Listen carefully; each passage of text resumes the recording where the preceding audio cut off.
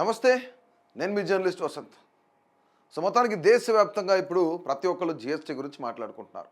గతంలో ఉన్న స్లాబ్స్ అన్నిటినీ కన్వర్ట్ చేసుకుంటూ క్యాన్సిల్ చేయడం కాదు, పూర్తిగా ఎత్తివేయడం కాదు, క్యాన్సిల్ చేసుకుంటూ ప్రభుత్వం 2 స్లాబులు తీసుకొస్తున్నామని చెప్తున్నారు. రైట్? కానీ ఇక్కడ 2 స్లాబులు కాదు, మొత్తం 3 స్లాబులు ఉన్నాయి. అది చూస్తే జిఎస్టీ 2.02 స్లాబ్స్, 1 బిగ్ రిఫార్మ్ అని పెట్టారు. ఇక్కడ 5% స్లాబ్ ఉంది, 18% స్లాబ్ ఉంది, 40% స్లాబ్ కూడా ఉంది. ఈ 40% స్లాబ్ని ఎక్కువగా ప్రొటెక్ట్ చేయట్లేదు కేంద్ర ప్రభుత్వం. ఎందుకు చేయట్లేదు అంటే కేవలం అది సంపన్నులు మాత్రమే ఆ జిఎస్టీ కడతారు. 40% అనేది సామాన్య మధ్యతరగతి ప్రజలు ఎవరు కూడా దాని జోలికి వెళ్ళరు అనే దాని మీద దాన్ని ఎక్కువ ప్రొజెక్ట్ చేయట్లేదు అనమాట. ఇక్కడ నవంబర్ 2016 8 months అంటే దాదాపుగా 1 జూలై 2017 మిడ్ నైట్ ఈ జిఎస్టీ అనేది ఒక బిల్ని ప్రవేశపెట్టారు. రైట్? దాదాపుగా 8 ఏళ్ల పాటు ఈ జిఎస్టీని కొనసాగిస్తూ వస్తున్నారు. సామాన్య మధ్యతరగతి పేద ప్రజల మీద అనేకమైన ట్యాక్సుల రూపంలో ఈ జిఎస్టీని వసూలు చేశారనమాట. రైట్? దీని అందరూ కూడా హాస్యాస్పదంగా గబ్బర్ సింగ్ ట్యాక్స్ అని పిలుచుకునేవాళ్ళు. ఈ గబ్బర్ సింగ్ ట్యాక్స్ వల్ల ప్రజలు అనేకమైన ఇబ్బందులు పడ్డారు.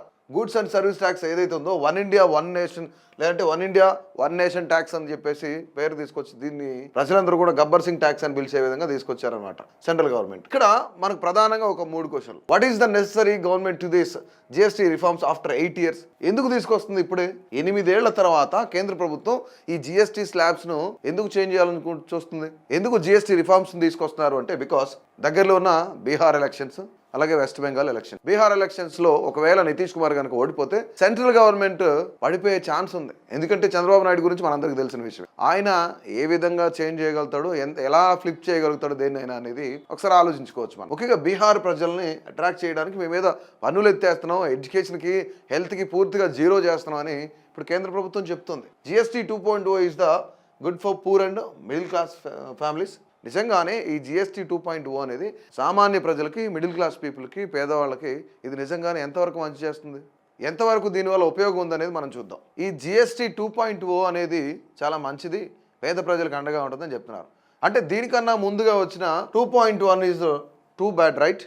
ఇది మంచిది అంటే అది మంచిది కాదనే కదా. 2.0 మంచిది అని చెప్తున్నారు, అంటే 2.1 మంచిది కాదన్నట్లే అర్థం అనమాట. ఇక్కడ మనం ఒకసారి చూసుకుంటే దేని మీద ఎంతెంత ట్యాక్స్లు వేస్తున్నారు అని చూస్తుంటే మిల్క్, బ్రెడ్, కర్డ్, లైఫ్, అలాగే హెల్త్ ఇన్సూరెన్స్, ఇది ఓల్డ్ జిఎస్టీ వచ్చి 18% ఉండేది, బట్ ఇప్పుడు 0 చేస్తున్నారు, నిల్ చేస్తున్నారు. హెయిర్ ఆయిల్, షాంపూ, ఇక టాయిలెట్కి సంబంధించిన ఏవైతే టాయిలెటరీస్కి సంబంధించి అవి 18% ఉంటే 5% స్లాబ్లోకి తీసుకొచ్చారు. బటర్, ఘీ, చీజ్ వీటన్నీ కూడాను 12%లో ఉంటే 5%కి తీసుకొచ్చారు. టీవీ, ఏసీసీ, రిఫ్రిజిరేటర్స్ అంటే home appliances and home entertainments 28% నుంచి 18%కి తీసుకొచ్చారు అనమాట. Small cars, motorcycle 350cc below ఏవైతున్నాయో అవన్నీ 28% నుంచి 18% స్లాబ్లోకి తీసుకొచ్చారు. ఏ స్లాబ్ని కూడా క్యాన్సిల్ చేయలేదు, ఏ స్లాబ్ని కూడా ఎత్తేయలేదు.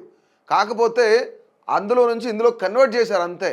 బట్ వసూలు చేసే విధానం ఒకటే కానీ పూర్తిగా తీసేయలేదు, కన్వర్ట్ చేశారు రద్దు చేయకుండా. హోటల్ టారిఫ్స్ 7,500 కన్నా బిల్లు తక్కువ ఉంటే కనుక 5% ట్యాక్సే పడుద్ది. గతంలో 12% ఉండేది. ఇక luxury cars, premium, bikes, tobacco వీటన్నిటికీ 28% ఉండేది గతంలో.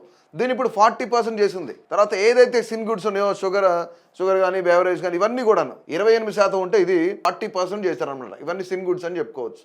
రైట్? ఒక్కసారి historic Diwali gift for the nation, next Jan GST reforms అని చెప్తున్నారు.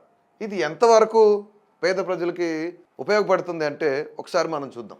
కానీ ఇదంతా ఓదరగొట్టే ప్రయత్నమే. కేవలం కేంద్ర ప్రభుత్వం ఇప్పుడు ఎలక్షన్స్ దృష్టిలో పెట్టుకుని ఈ జిఎస్టీ రిఫార్మ్స్ తీసుకొచ్చారనమాట. అంటే ప్రజల్ని నమ్మబలిగించడానికి, ప్రజల్ని మోసం చేయడానికి ఇది ఒక టారిఫ్ని సిద్ధం చేశారు.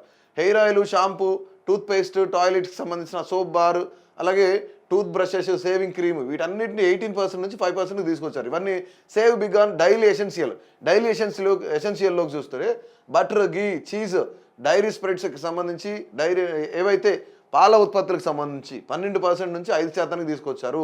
ప్రీ ప్యాక్డ్ నాప్కిన్స్కి సంబంధించి ఇవన్నీ మిక్చర్స్కి సంబంధించి 12% నుంచి 5% తీసుకొచ్చారు. వీటితో పాటు ఇప్పుడు మనం రిలీఫ్ ఇన్ హెల్త్ సెక్టార్కి సంబంధించి చూద్దాం. 18% individual health and life insurance. If in case ఈ లైఫ్ ఇన్సూరెన్స్ కానీ లేదంటే ఇండివిజువల్ హెల్త్కి సంబంధించి అంటే మనం ఏదైనా హాస్పిటల్కి వెళ్ళినప్పుడు ఇంతకుముందు ట్యాక్స్లు ఉండేవి, బట్ ఇప్పుడు 0 ట్యాక్స్ చేశారు. దీంతో పాటు థర్మామీటర్ 18% ఉంటుంది, 5%. అంటే ఇక్కడ ఎడ్యుకేషన్కి సంబంధించి అలాగే హెల్త్కి సంబంధించి కొంతమేర ఇది ప్రజలకు మంచి చేకూరుతుందని చెప్పొచ్చు. It was good. సామాన్య ప్రజలకి, పేద ప్రజలకి గతంలో ఒక 30,000, 40,000, 50,000 కనుక స్కూల్ ఫీజులు ఉంటే దాన్ని పూర్తిగా జీరో చేశారు. ఇక్కడ చూడండి, maps, charts, globes, pencils, sharpeners, crayons, అలాగే ప్యాస్టిల్స్, వీటికి సంబంధించి exercise books, note books, eraser మీద కూడా 5% ట్యాక్స్ ఉండేది గతంలో. ఇదంతా మరి ఘోరం. చిన్న ఎరైజర్ ఎంత రూపాయి, ₹2 ఉండేది, దానిపైన కూడా ట్యాక్స్ వేసేవాళ్ళు అనమాట. ఇక్కడ బుక్స్, ఎక్సర్సైజ్ బుక్స్ 12% ఉండేది. ఇప్పుడు మొత్తం ఎడ్యుకేషన్కి సంబంధించి జిఎస్టీ అనేది జీరో చేశారు. ఇట్ వాస్ గుడ్, ఇది ప్రజలకు ఉపయోగపడుతుంది. హెల్త్కి సంబంధించి ఆల్మోస్ట్ 18-12% ఉండేదాన్ని 5% వరకు తీసుకొచ్చారు. ఇట్ వాజ్ ఆల్సో గుడ్స్, ప్రజలకు ఇది ఉపయోగపడుతుంది. ఇంతవరకు ఓకే. సో ఇక ఆటోమొబైల్స్ మీరు అఫోర్డబుల్ చూసుకున్నట్లయితే petrol, hybrid, LPG, CNG cars వీటన్నిటిని 28% నుంచి 18% తీసుకొచ్చారు. డీజిల్ హైబ్రిడ్ కార్స్ ఇవన్నీ 28 నుంచి 18% తీసుకొచ్చారు. ఇక 3 వీలర్స్ వెహికల్స్కి సంబంధించి మనం ఒకవేళ కొత్తది కొన్నా సరే 28% నుంచి 18%. Motor cycle 350cc and below దాన్ని 28% స్లాబ్లో ఉండేదాన్ని 18% తీసుకొచ్చారు. Motor vehicles for transport for goods right 28 నుంచి 18% తీసుకొచ్చారు. సేవ్ ఎలక్ట్రానిక్ అప్లయన్స్ ఏమున్నాయి ఇక్కడ, ఎయిర్ కండిషనర్ని 28 నుంచి 18% తీసుకొచ్చాడు. Television above 32 including LED and LCD టీవీస్కి సంబంధించి 28% నుంచి 18కి తీసుకొచ్చారు. మానిటర్స్, ప్రొజెక్టర్స్ ఇది 28లో ఉండేది 18కి వచ్చింది. డిష్ వాషింగ్ మిషన్స్కి సంబంధించి 18% తీసుకొచ్చారు. సో దీన్ని మొత్తాన్ని అసలు దేశం మొత్తం వదలగొట్టే విధంగా historic Diwali gift for the nation, next Jan GST reforms అంటే ఆల్మోస్ట్ వాళ్ళు జస్ట్ కన్వర్ట్ చేశారు అంతే.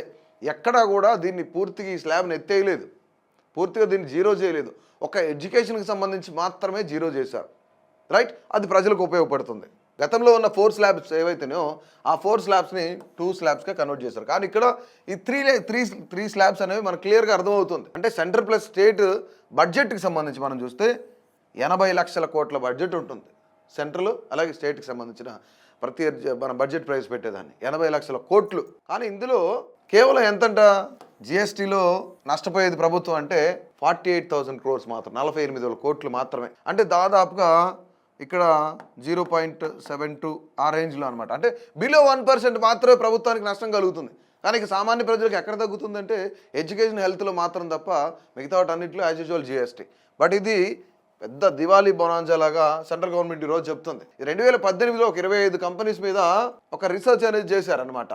నేషనల్ యాంటీ ప్రాఫిటింగ్ అథారిటీ అనే దాన్ని ఏర్పాటు చేసి, ఎందుకంటే ఇప్పుడు ఫర్ ఎగ్జాంపుల్ నేను ఒక వస్తువుని ఎక్స్ అనే వస్తువు ₹100 కొన్నాను అనుకోండి, దీనిపైన ఇప్పుడు జిఎస్టీ తగ్గిస్తున్నారు. అంటే 18% ఉండేదాన్ని కేవలం 5%కి తీసుకొచ్చారు అనుకుందాం, ఈ స్లాబ్లో తీసుకొచ్చారు అనుకుందాం. బట్ నేను ఈ వస్తువు కాస్ట్ ఎంత, ₹100 పెట్టి కొంటున్నాను, జిఎస్టీ ఎంత పడుతుంది ఇక్కడ 5% పడుతుంది. కానీ ఇప్పుడు యాజ్ యూజువల్ మళ్ళీ అదే వస్తువుని ఇదే ₹100కి అమ్ముతున్నాడు, కానీ నాకు తగ్గాల్సింది ఎంత, ₹13 తగ్గాలి. అంటే నేను ₹87కే కొనాలి ఈ వస్తువుని. కానీ ఇప్పుడు కొంటున్నానంటే యాజ్ యూజువల్గా ఈ ₹100కి అదే వస్తువుని అమ్ముతున్నాడు.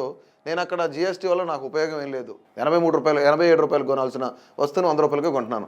సో ఇలాంటి వాటిని కంట్రోల్ చేయడానికే ఈ నేషనల్ యాంటీ ప్రాఫిటింగ్ అథారిటీ అనే దాన్ని ఏర్పాటు చేశారు. బట్ ఇది బలంగా పనిచేస్తుందా అంటే లేదు కాబట్టి ఈ వస్తువుని మళ్ళీ ₹100కి అమ్ముతున్నాడు ఈ వ్యక్తి. ఇక్కడ సామాన్య ప్రజలకు ఎక్కడ కూడా ప్రాఫిట్ అనేది లేదు. కొన్ని ఛాలెంజెస్ మనం చూస్తే, ఎందుకు ఇక్కడ సెంట్రల్ గవర్నమెంట్ ఏమో హై షేర్ తీసుకుంటుంది, కానీ స్టేటు ఎక్స్పెండిచర్ మాత్రం ఇక్కడ ఎక్కువ స్టేట్కే ఖర్చు అవుతుంది. ఎక్కువ ఖర్చు అయ్యేవాడు ఎక్కువ షేర్ తీసుకోవాలి, కానీ సెంట్రల్ గవర్నమెంట్ తీసుకుని వెళ్ళిపోతుంది. సో అందుకే మన జిఎస్టీ విధానం ఎట్టుంటుందంటే ట్రంకెటెడ్ ఫెడరలిజం కాబట్టి, సో దీన్నే ట్రంకెటెడ్ ఫెడరలిజం అంటారు. అంటే ఈ విధంగా షేర్ ఏమో సెంట్రల్ గవర్నమెంట్, ఎక్స్పెండిచర్ మాత్రం స్టేట్ గవర్నమెంట్. సో ఇది మరి దారుణం. ఒకప్పుడు జిఎస్టీ లేనప్పుడు మన యాన్యువల్ గ్రోత్ ఎంత ఉండేదంటే 14% ఉండేది. జిఎస్టీ వచ్చిన తర్వాత ఎంత అయిందంటే 11.03% అయింది. ఇది పెరగాలి కానీ తగ్గకూడదు, కానీ ఇక్కడ తగ్గింది. సో దానికి కంపెన్సేషన్కి సంబంధించి సెంట్రల్ గవర్నమెంట్ ఏమి ఇచ్చిందంటే హామీ, ఈ 28% ఏదైతే ట్యాక్స్ కలెక్ట్ చేస్తున్నామో ఇదంతా కూడా కంపెన్సేషన్ రూపంలో ఈ 14% వాళ్ళకి ఎవరైతే ఉన్నారో, ఈ 14% యాన్యువల్ గ్రోత్ ఎవరైతే అవుతుందో వాళ్ళకి మేము హెల్ప్ చేస్తామని సెంట్రల్ గవర్నమెంట్ చేసింది. కానీ చేసిందా చేయలేదంటే అది సెంట్రల్ గవర్నమెంట్కే తెలుసు అనమాట. ఇక్కడ ట్యాక్స్ అనేది ఇక్కడ థియరిటికల్ రూపంలోనే కనిపిస్తుంది, కానీ ప్రాక్టికల్లో ఉండదు. అంటే ఇక్కడ మార్కెటింగ్ వాల్యూ అనేది ఎక్కడా కూడా పెరగలేదు. సో ఇక్కడ ఎక్కడా కూడా ఇన్కమ్ అనేది హై ఉండాలి, జాబ్స్ అనేవి పెరగాలి, జాబ్స్ కూడా పెరగాలి, జాబ్ క్రియేషన్ అనేది జరగాలి. కానీ ఈ జాబ్ క్రియేషన్ జరగట్లేదు, ఇన్కమ్ కూడా పెరగట్లేదు. ఈ రెండూ జరగకుండా నిజంగానే కొంతమంది వ్యక్తులు ఇప్పుడు రీసెంట్గా ఉన్న ఒక ఎక్స్ఐఏఎస్ ఎవరైతే ఉన్నారో వాళ్ళంతా కూడా ఏం చెప్తారు, జేపీ లాంటి వ్యక్తులు ఇది ఎంతో కొంత ప్రజలకు భారం తగ్గిస్తుంది కదా, ప్రజలకు న్యాయం చేస్తుంది కదా అని జయప్రకాష్ లాంటి వ్యక్తులే చెప్తున్నారంటే ఇది చాలా దారుణమైన విషయం. ఎందుకంటే కేవలం ఎంత 1.4% మాత్రమే ప్రభుత్వానికి ఇక్కడ నష్టం కలుగుతుంది. అంటే కేవలం 48,000 కోట్లు మాత్రమే, 48,000 కోట్లు మాత్రమే. ఒక 12 లక్షలు పర్ ఇయర్ సంపాదించే వ్యక్తికి ఎంత ఎంత ట్యాక్స్ కడుతున్నాడంటే 48,000 మాత్రమే, 48,000 కడుతున్నాడు. సో సెంట్రల్ గవర్నమెంట్కి సంబంధించి స్టేట్లకు సంబంధించిన బడ్జెట్కి సంబంధించి దాదాపుగా 80 లక్షల కోట్లలో సెంట్రల్ గవర్నమెంట్కి ఏమైనా ఇబ్బంది జరుగుతుందంటే ఏమీ జరగట్లేదు. కానీ సామాన్యుడు కట్టే ట్యాక్స్ అంతా కూడా కడుతూనే ఉన్నాడు, 48,000 కడుతున్నాడు. కానీ ఇక్కడ మరీ ముఖ్యంగా మనం చూస్తే గతంలో ఉన్న స్లాబ్స్ ఇది 5% స్లాబ్, 12% స్లాబ్, 18%, అలాగే 28% స్లాబ్. 5% స్లాబ్ వల్ల ఎంత ఇన్కమ్ వచ్చేది ఇండియన్ గవర్నమెంట్కి 7% వచ్చేది, అంటే 7 to 10% అనమాట. ఈ 12% మీద ఎంత వచ్చేదంటే 5%, అంటే 5 to 7 to 8% అట్లా వచ్చేది అనమాట. 18% మీద 18% అనేది చాలా అత్యధికం అనమాట. 67%, 67 నుంచి 77% వరకు వచ్చేది అనమాట ఇన్కమ్. ఈ 28% స్లాబ్ మీద ఎంత వచ్చేదంటే 11 to 15% వచ్చేది. ఆల్మోస్ట్ ఇంత వస్తుంది అనమాట. ఇక్కడ చూడండి, ఈ 12% స్లాబ్ ఏదైతే ఉందో ఈ 12% స్లాబ్ని 5%లో కన్వర్ట్ చేశారంతే, ఎత్తేలేదు. ఎక్కడ కూడా దీన్ని పూర్తిగా జీరో చేస్తున్నామని చెప్పలేదు. ఈ 5% స్లాబ్, ఈ 28% స్లాబ్ ఏదైతే ఉందో దాన్ని 18% చేశారనమాట. ఇలా చేయడం వల్ల కేవలం గవర్నమెంట్కి ఎంత నష్టం వస్తుంది అంటే 1.4 పాయింట్ ప్రాఫిట్ లాస్ వస్తుంది అంతే.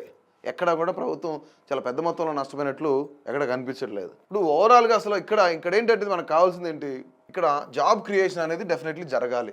దీంతో పాటు ఇన్కమ్ కూడా పెరుగుతూ ఉండాలి జాబ్ చేసే వ్యక్తి. ఈ రెండు జరగట్లేదు. కానీ ఇక్కడ ఏం జరుగుతుంది, ఫర్ ఎగ్జాంపుల్ మనం పెట్రోలే తీసుకుందాం. అంటే పెట్రోల్ ఒక బ్యారెల్, ఇప్పుడు మన్మోహన్ సింగ్ ఉన్నప్పుడు పెట్రోల్ బ్యారెల్ వచ్చేసి ఒక 1,000 రూపాయలు అనుకుంది, పెట్రోల్ బ్యారెల్ వచ్చేసి 1,000 రూపాయలు ఉందనుకుంది. కానీ నరేంద్ర మోదీ వచ్చిన తర్వాత కేవలం ఇది 500 రూపాయలే అయింది, కేవలం 500 రూపీస్ అయింది. కానీ అప్పటికి ఇప్పుడు పెట్రోల్ రేటు తగ్గాలి, పెట్రోల్ రేటు ఇక్కడ పెరుగుతూ ఉంది. అప్పుడు ఎంత ఉండేది, ఒక 70 రూపాయలు 80 రూపాయలు మాత్రం పెట్రోల్ ఉండేది. కానీ ఇప్పుడు దాదాపుగా 110 రూపాయలకు చేరుకుంది పెట్రోల్ రేటు. మళ్ళీ ఇంకా అతి తక్కువ కాసుని ఇథనాల్ కూడా కలుపుతున్నారు, E20 కూడా కలుపుతున్నారు. చెరుకు రసం నుంచి వచ్చే ఇథనాల్ ఏదైతే ఉందో దాన్ని కూడా కలుపుతున్నారు. అంటే ఇంకా తగ్గాలి, కానీ తగ్గట్లేదు. మన్మోహన్ సింగ్ ఉన్నప్పుడు ఒక పెట్రోల్ బ్యారెల్ వచ్చేసి ముడి చమురు వచ్చేసి 1,000 రూపాయలు ఉంటే మోదీ గవర్నమెంట్లో 500 రూపాయలు మాత్రమే ఉంది. కానీ ఇక్కడ పెరగాల తగ్గాలంటే తగ్గాలి, కానీ పెరుగుతూనే ఉంది.